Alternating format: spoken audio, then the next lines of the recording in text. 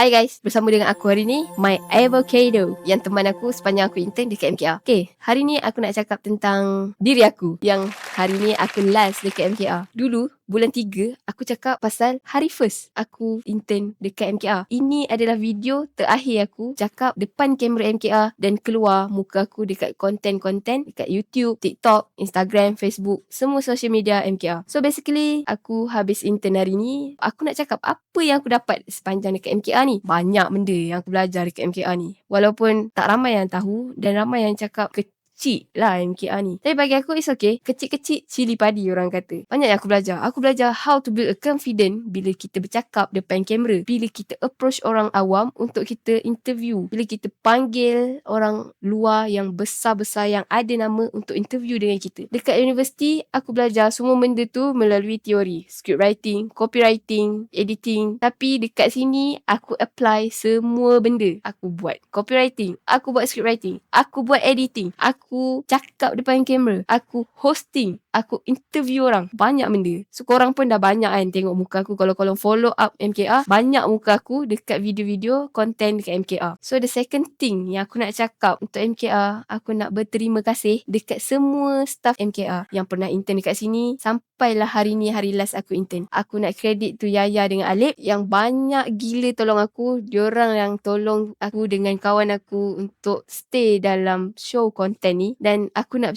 terima kasih juga dekat tim technical iaitu Izzah dengan Muaz yang banyak gila tolong aku untuk siapkan editing video, set up kamera, set up audio, semua benda. Tim technical yang tolong. Tanpa diorang aku tak ada depan kamera ni. Aku tak mampu nak bercakap kan. Big thanks to them and thank you juga dekat bos besar kita orang yang banyak sangat bantu untuk build confident kita orang, untuk bagi kita orang lagi confident, lagi yakin untuk tulis dan bercakap. So that's all for me. Ini video last aku dekat MKR, okay? Mark my word.